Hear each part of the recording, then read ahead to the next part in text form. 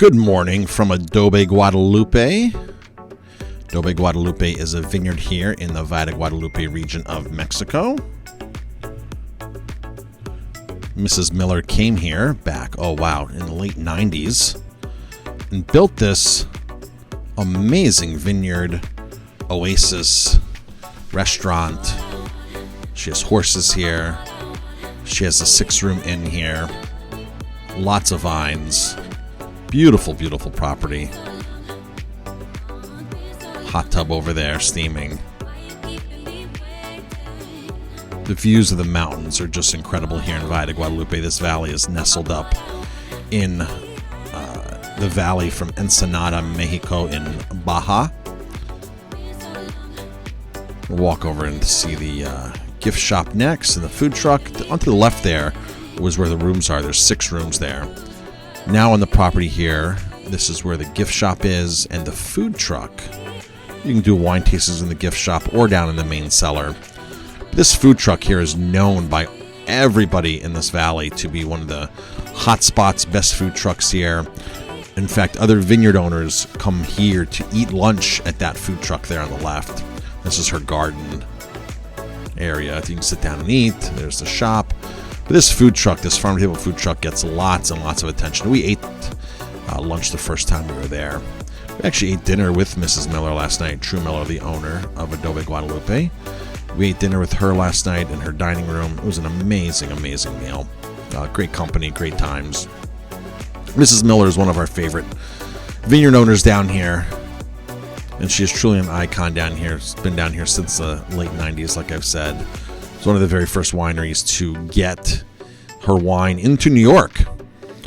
I remember buying her wine back in 2005, 2006 at Aromatime. Olive trees are a very integral part down here of the economy.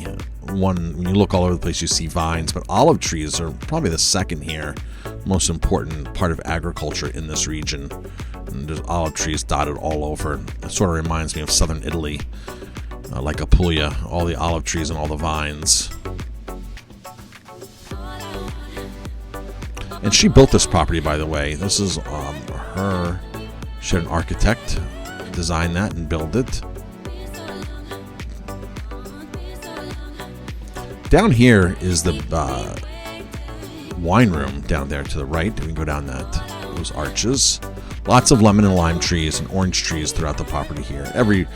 And even persimmons and even pomegranate we saw down here as well throughout all the vineyards. But citrus is the most popular. Trees everywhere. That's the tower to her wine cellar.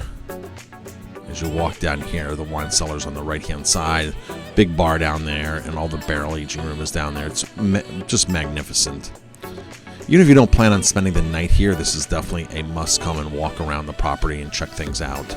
There are 6 rooms here, like I said. They're on the other side of the property, on the right-hand side of the property when you walk in.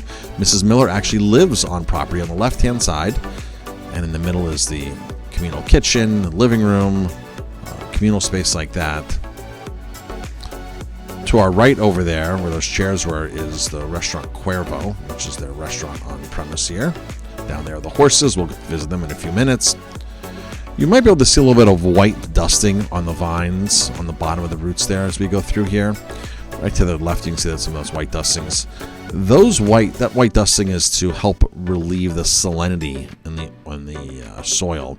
A lot of the wines down here get a little bit saltiness to them, and that's just because of the soil composition, and we're actually quite close to the ocean as well. We're only 30 minutes or so from the Pacific Ocean here in the valley. There's the sunrise on there, the horses. I don't remember what breed she said these are, but Mrs. Miller's very proud of this breed. These are all the females down here. There's a barn up on the opposite side of the property that has an arena and a little amphitheater, and she has horse shows there. This horse here was a little friendly with me. Came over, wanted some attention.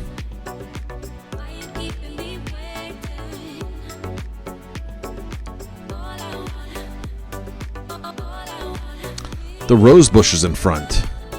Some vineyards will plant a rose bush in front as a help or as an indicator to what's happening with the vines. Rose bushes will attract, those rose bushes right there will attract bugs, infections. They'll attract things first before the vines do. So those are indicators, sort of like an alarm saying, hey, the rose bush has this. Next, it's going to go to the vines. So it's sort of an indicator, a warning, saying this is what's possibly going to happen to the vines. So this is a way that they can be proactive with their vines and keep their vines healthy. This happens on a lot of organic farms. They will put roses on every row.